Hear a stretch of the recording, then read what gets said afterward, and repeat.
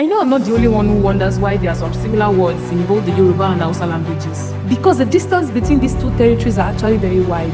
If you compare the distance between Lagos and Accra, Ghana, to the distance between Lagos and Borno State, two separate territories in Nigeria, you will discover that the distance between Lagos and Borno State is actually × 4 of the distance between Lagos State and Accra, Ghana, where the distance between Lagos State and Borno State is said to be 946, while the distance between Lagos State and Accra, Ghana is said to be 292.0 miles, which brought me to question where these similarities and connections actually came from. Because of my prejudice as a Yoruba person, most times I'm tempted to think that I also stole these words from the Yoruba people, even though I have interestingly found out that assumption is a lie. In this video, I'm going to be showing you how connected and similar these two cultures and languages actually are. What's brought about the similarities between them in the first place? Why there are similar words with almost the same pronunciation and spellings in both the Hausa and Yoruba languages? Popular words you probably didn't know mean the same in both languages. And finally, which tribe these words actually belong to? Let's settle this once and for all. I'm sure you don't want to miss out on knowing which tribe these words belong to, so make sure you watch the video till the end.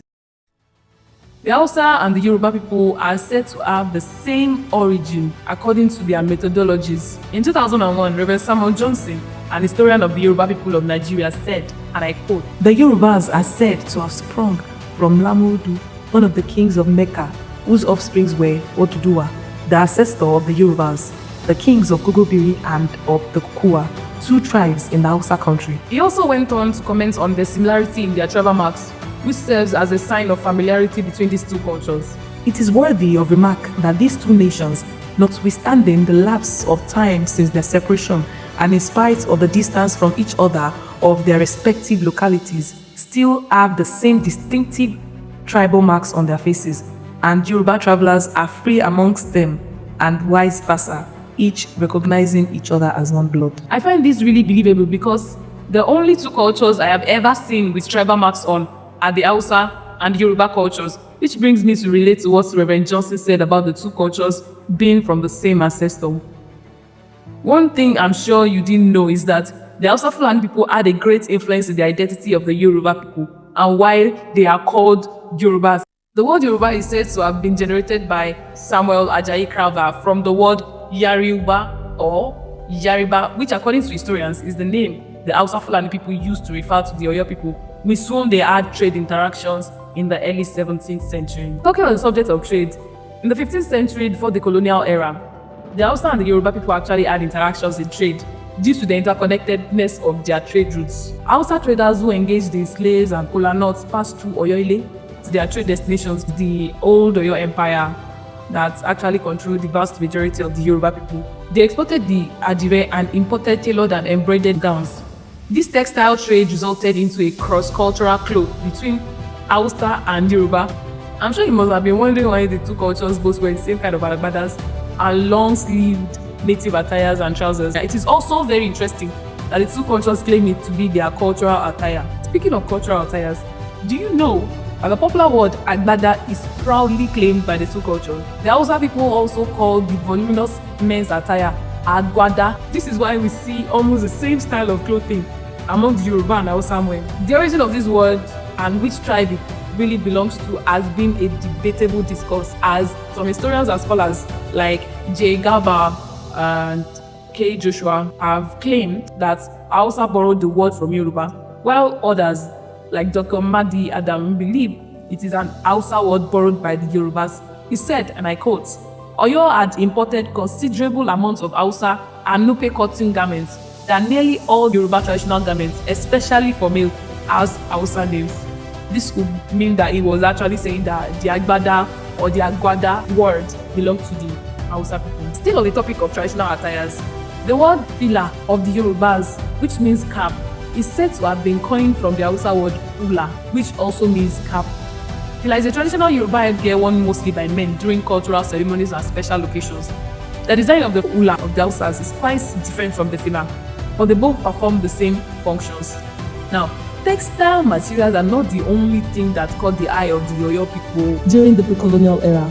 One thing that also caught their eye during this trade in the pre-colonial era is spices, more specifically onions. Onions have always been the Hausa food item, which the Yorubas bought during this trade. The name is alubosa after what the Hausas called this, which is albasa, because it had not always been their food item. This is why you discover that even in the present, onions are transported from the north to both the south and the east, because that is where it originally came from. This shows that the word is an original Hausa word. Onions is not the only food item that linguistically connects the Hausa and the Yoruba languages. We also have the word eba. Eba is an Igbo food that is now common to the vast majority of the Nigerian population. Eba is a popular Nigerian dish made from garri, a processed cassava flour. It is called teba in Hausa because according to the Hausa, what they actually hear when Yoruba say eba is teba. You can see from the pronunciation that it sounds Hausa to actually say teba than eba. Bukata, which actually is pronounced the same but it's just spelled differently. We have the ka in the Yoruba spelled as K, and then we have the ka in the Hausa spelled as Q. This means responsibilities or needs. We also have this word titi. Yoruba people call it titi. Hausas also call it titi. The only difference is in the spelling. While we have the T-I-T-I in Yoruba, we have C-I-I-T-I in Hausa. Titi is hard road in the two languages. We also have wahala. This word particularly means a problematic situation or a stressful situation or trouble or basically suffering. That is what this word means. The situation of the country since its inception is from my own unhypothetical assumption. There isn't any similarity. The only difference in the pronunciation of these words is the h sound. Well, the Yoruba call it wahala. The Hausas lay emphasis on the H, making it sound like wahala. It brings me to also another unhypothetical conclusion that it is an original Hausa word because this phonetic articulation actually suits the Hausa's linguistic palette more. That's the assets, basically, than the Yorubas. The next word we have here is amfani or amfani, which means benefit. This word essentially means to gain advantage or to profit in both languages. The last word we are looking at today is idamu or damuwa. I want to believe that this word is a coincidental similarity because there is no proven data that reveals that this word belongs to only a particular tribe. This word obviously doesn't have the exact same pronunciation, but it is similar. While damuwa in Yoruba is a sentence which means to trouble us, it's the word in Hausa. The analysis of Hausa and Yoruba languages reveal intriguing linguistic connections, particularly in their shared vocabulary. While the two languages belong to distinct language families, historical and cultural interactions have led to lexical borrowings and convergence. However, it's essential to note that the extent to these similarities is limited, and the underlying grammatical structures of these two languages remain distinct.